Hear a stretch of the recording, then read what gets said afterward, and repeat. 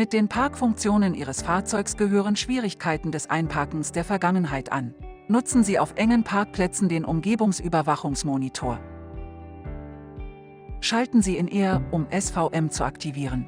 Oder drücken Sie die Taste Parkensicht in einem anderen Gang, um ihn zu aktivieren. Verwenden Sie im Gange die Taste Sichtwechseln auf dem Bildschirm,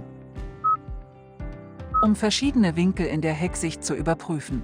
Verwenden Sie in anderen Gängen die Tasten Sichtwechseln, um Ihre vollständige Umgebung in der Vorder- und Hecksicht zu betrachten.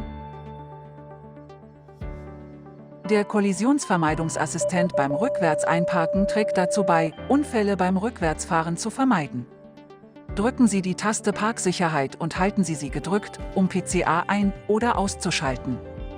Wenn beim Rückwärtsfahren ein Objekt oder Fußgänger erkannt wird, wird eine Warnung ausgegeben und die Bremsen werden bei Bedarf betätigt, um eine Kollision zu vermeiden.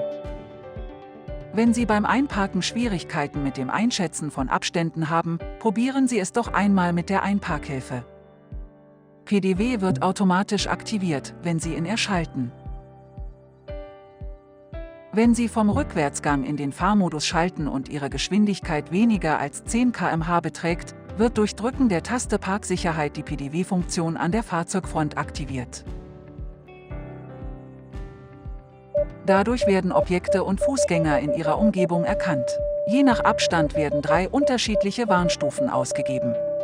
Nutzen Sie diese Parkassistent-Funktionen in Echtzeit, um Ihre Umgebung im Blick zu behalten und sicherer zu parken. Kia. Movement that inspires.